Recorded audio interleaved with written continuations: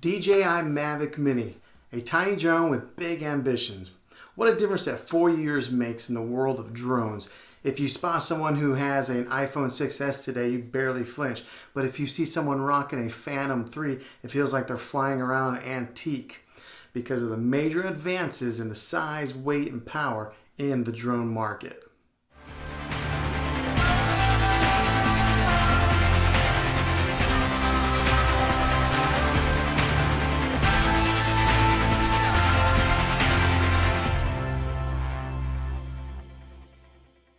In today's video, we're going to be talking about the DJI Mavic Mini, a tiny drone with big ambitions.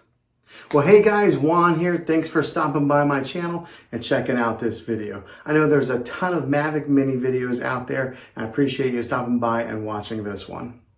What a difference that 4 years makes in the world of drones. If you see somebody rocking an iPhone 6s, you don't even flinch. But if you see somebody flying a Phantom 3, it looks like they're flying an antique because of the modern advances in drone technology. Enter DJI's latest drone, the Mavic Mini, a drone that promises up to 30 minutes of flight time. How awesome is that? The Mavic Mini, it makes the Mavic Air look chubby, it makes the Mavic 2 look clunky, and then it makes the Phantoms look like they're a whole different species of drone.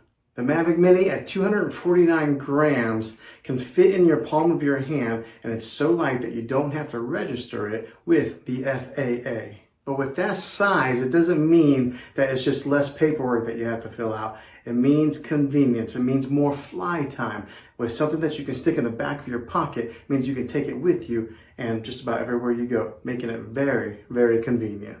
But now the Mavic Mini isn't completely perfect. It is missing one of the key gestures that somebody like myself would benefit from, and that's obstacle interference. So some of these higher priced drones, what they have is a feature on there that can detect like trees or fences or something that maybe the drone is going to get ready to fly into, and then therefore it'll avoid the obstacle.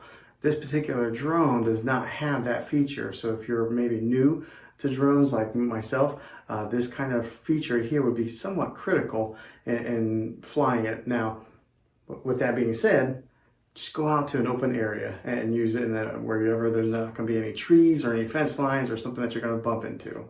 The Mavic Pro 2 and the Mavic Air both have this particular sensor that would sense what's all around it. The Mavic Mini doesn't have that. Now this seems pretty reasonable, being that the price point is so different from the Mavic Air and the Mavic Pro, which the next one in line is about $500 difference. So that's the trade-off that you are paying when you're getting this Mavic Mini versus getting the Mavic Air or the Mavic Pro 2. But DJI is pitching this drone toward the beginner. So that does seem like that's somewhat of a critical feature that would benefit a lot of beginner drone flyers.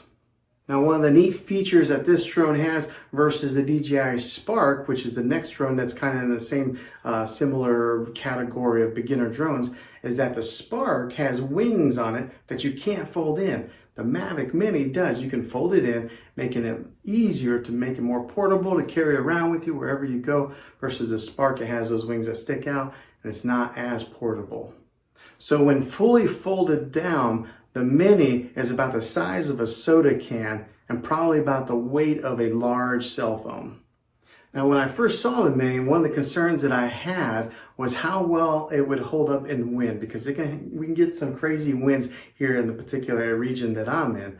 But from seeing some of the test footage, it seems to hold its own pretty well. The video that I saw, it was kind of leveled out like this and it was kind of shaking, but it stayed pretty center. So awesome DJI on that kind of technology of keeping it so that it can be, so it won't be taken away like Dorothy in the Wizard of Oz.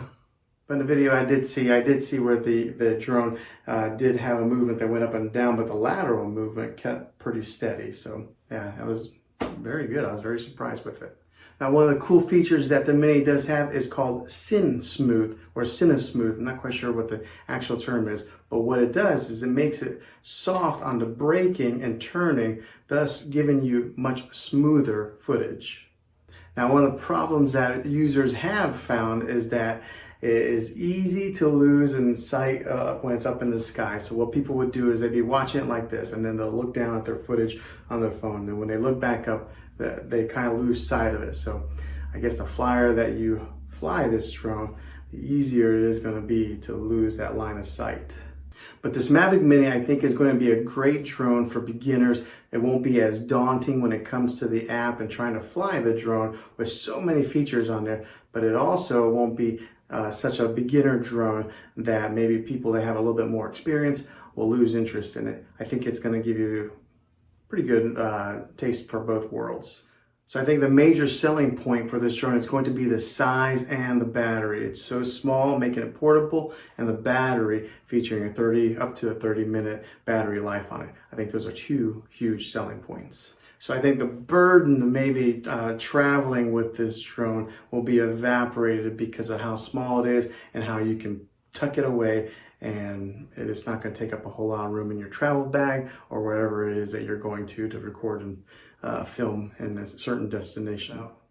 Now the other thing about it being small is that it won't be as daunting to passerbys that are walking by, because sometimes some of those bigger drones can be like a big flying UFO in the sky or something, and it draws a lot of attention. This will be a little bit more discreet. Now, selling point with the battery is going to be huge, because for an extra $100, you can get the Fly More package, which will then give you 2 extra batteries, which will give you a hard carrying case and a few other features like the guards that go on the blades. So that seems worth it to me for the extra $100. So having those extra batteries gives you about an hour and a half of flight time with that carrying case and those guards. And so that's something that probably would not have been thought of just a few years ago. Very good feature. So another little feature is that the batteries are put in this little caddy that also doubles as a power bank to maybe charge some of your other devices. Now, I've talked all about the drone itself, but for some people, it's going to be about the camera. Now, for some of your professionals, maybe the camera's not going to be as good as maybe the Mavic Pro 2, but this one can hold its own, give you some great footage that you can share on social media for your YouTube videos, or maybe in some of these other commercial type videos. The photos in the video look sharp, and the color has a decent color correction to it. One thing we got to remember is that the Mavic Mini is 1/3 less the cost than the Mavic Pro 2 and about half the cost of the Mavic Air. So there's a few thoughts that I had on the Mavic Mini being a tiny drone with big ambitions. So if you're going to buy this drone, comment down below. Let me know if this is something that you're going to pick up here pretty soon. And if you like this video, go ahead and give me a thumbs up on that. Subscribe to this channel. I make tech videos all the time, and I'd love to have you back in the next one. So until then, be creative.